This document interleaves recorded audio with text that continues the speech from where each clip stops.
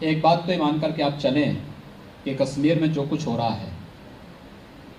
यह उसी प्रकार से है जैसे कोई दीपक जब बुझता है तो तेजी के साथ जलता है। यह आतंकवाद अब अपने समापन की ओर है और इसको पूरी तरह समाप्त करने के लिए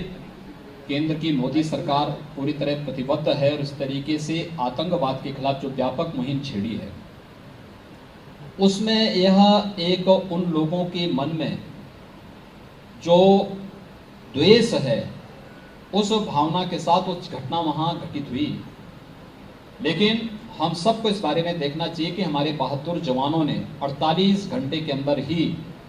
इसका मास्टरमाइंड जो था उन सभी आतंकवादियों को पुलवामा के अंदर ही मार गिराया। इसके अलावा मुझे अभी हो सकता है कि ये चीज़ें बहुत न हो, लेकिन मैं इस बात को कह सकता हूँ कि कल ही रात्रि में एक ऑपरेशन हम लोगों ने भी उत्तर प्रदेश के अंदर किया है और पुलवामा से जुड़े हुए कुछ ऐसे लिंक मिले थे जिसको लेकर के एक बड़ा ऑपरेशन हम लोगों ने यूपी में किया है रात्रि में। उसका मुझे लगता है अभी बहुत चीज़ें सामने नहीं आ पाई है, ना अभी हम लोग बहुत उसका रस्योद्घाटन नहीं करना चाहते हैं, लेकिन आप ये मान करके चलिए कि आतंकवाद का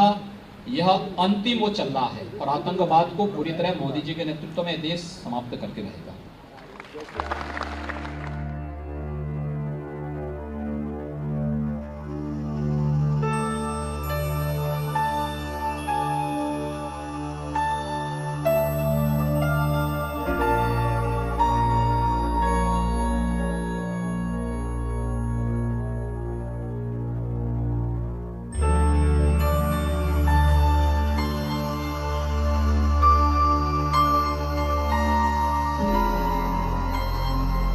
हमने सफलतापूर्वक प्रदेश के अंदर हर एक क्षेत्र में कार्य करना प्रारंभ किया है। प्रदेश के अंदर जिस प्रदेश में निवेश करने के लिए कोई नहीं आना चाहता था, आज लगभग 5 लाख करोड़ से ऊपर का निवेश के प्रस्ताव हमारे पास हैं। अब तक 1 लाख करोड़ का प्रस्ताव हम लोग इंप्लीमेंट कर चुके हैं। प्रदेश के अंदर आने वाले समय में हम लोग इसी मार्च के प्रथम सप्ताह में हमारा प्रयास है कि लगभग 75,000 करोड़ रुपए का निवेश का कार्यक्रम तो हम आपके कानपुर में ही करने जा रहे हैं। लगभग 8 मार्च को तिथि भी हम लोग तय कर चुके हैं कि यह कार्यक्रम कानपुर में ही हम लोग आयोजित करने जा रहे हैं, जिसमें ये निवेश का बड़ा कार्यक्रम वहां पर होगा। तो ये निवेश जो होगा ये रोजगार से भी जुड़ा हुआ है।